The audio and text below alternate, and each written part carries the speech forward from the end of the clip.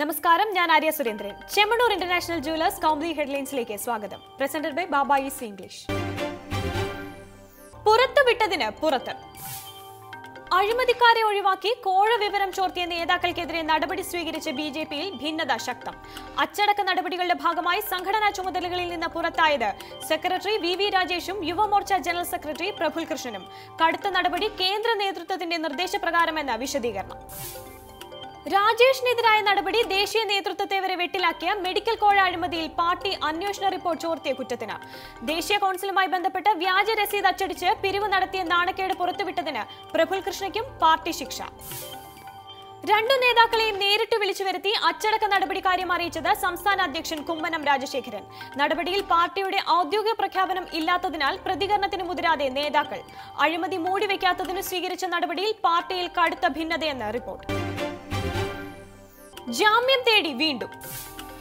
നടിയെ ആക്രമിച്ച കേസിൽ അറസ്റ്റിലായി ഒരു മാസം പിന്നിടവേ വീണ്ടും ജാമ്യാപേക്ഷയുമായി ദിലീപ് ഹൈക്കോടതിയിൽ. ജാമ്യം തടയാൻ പോലീസ് നേരത്തെ പറഞ്ഞ ന്യായങ്ങളൊന്നും പുതിയ സാഹചര്യത്തിൽ നിലനിൽക്കില്ലെന്ന വാദം. അന്വേഷണത്തോടെ ഏതു വിധേനയും സഹകരിക്കാൻ ഒരുക്കമെന്നും ജാമ്യാപേക്ഷയിൽ താരം. ദിലീപ് ജാമ്യത്തിലിറങ്ങിയാൽ കേസ് അട്ടിമറിക്കാൻ സാധ്യതയുണ്ടെന്ന നിഗമനത്തിൽ പ്രോസിക്യൂഷൻ. അതുകൊണ്ട് തന്നെ ഹൈക്കോടതി നടപടികൾ അന്വേഷണ സംഘത്തിന് നിർണായകം.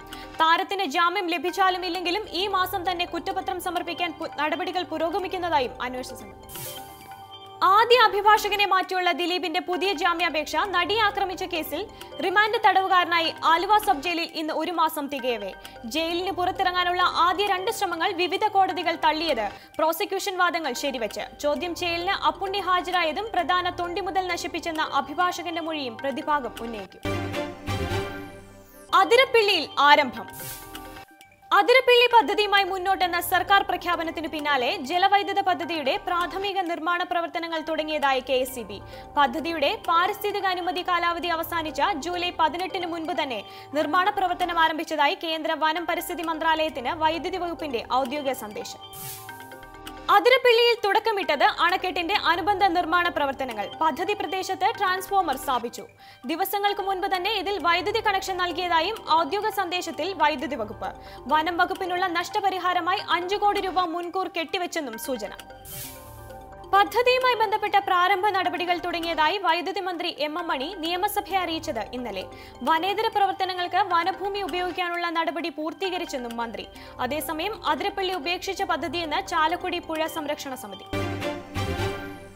കുരുക്കഴിയാതെ സ്വാശ്രയം. സംസ്ഥാനത്ത് സ്വാശ്രയ മെഡിക്കൽ പ്രവേശനത്തിലുള്ള ഫീസ് ഘടന ഇന്ന് പ്രസിദ്ധീകരിക്കും.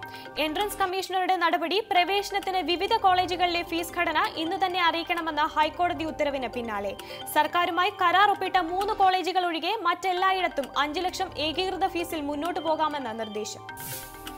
സ്വാശ്രയ മെഡിക്കൽ പ്രവേശനത്തിന് 5 ലക്ഷം ഫീസ് എന്ന സർക്കാർ തീരുമാനം ഹൈക്കോടതി അംഗീകരിച്ചത് ഇന്നലെ. അഡ്മിഷനും കൌൺസിലിംഗും ഉടൻ തുടങ്ങാം.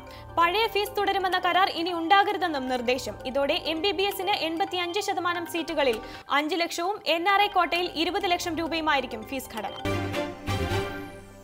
വാതിൽ തുറന്ന് ഖത്തർ. ഉപരോധത്തിന്റെ ക്ഷീണം മറികടക്കാൻ രാജ്യത്തിന്റെ വാതിലുകൾ മലർക്കെ തുറന്നിട്ട് ഖത്തർ. ഇന്ത്യ ഉൾപ്പെടെ 80 രാജ്യങ്ങളിൽ നിന്നുള്ളവർക്ക് വിസയില്ലാതെ ഖത്തർ സന്ദർശിക്കാൻ അവസരം. പാസ്പോർട്ട് സ്റ്റാമ്പിംഗും യാത്രാനുമതി രേഖയ്ക്കും പ്രത്യേക ഫീസില്ല. ഇന്ത്യക്കാർക്കും മറ്റ് 46 രാജ്യങ്ങളിലെ പൗരന്മാർക്കും ആദ്യഘട്ടത്തിൽ ലഭിക്കുന്നത് 30 ദിവസത്തെ വിസ ഇളവ്. പുതിയ തീരുമാനമനുസരിച്ച് പട്ടികയിലുള്ള രാജ്യങ്ങളിലെ പൗരന്മാർക്ക് ഖത്തറിലെത്താൻ വേണ്ടത് 6 മാസ കാലാവധിയുള്ള പാസ്പോർട്ടും മടക്കയാത്രാ ടിക്കറ്റും മാത്രം. താമസാനുമതി നിശ്ചയിക്കുന്നത് യാത്രക്കാരന്റെ പൗരത്വം അനുസരിച്ച്. നടപടി രാജ്യത്തേക്ക് കൂടുതൽ വിനോദസഞ്ചാരികളെ ആകർഷിക്കാനെന്ന് Qatar tourism. Chemmanur international jewellers Kaumudi headlines സമാപിക്കുന്നു. Presented by Baba's English. അടുത്ത ഹെഡ്ലൈൻസ് 1 മണിക്കൂറിന് ശേഷം. നമസ്കാരം.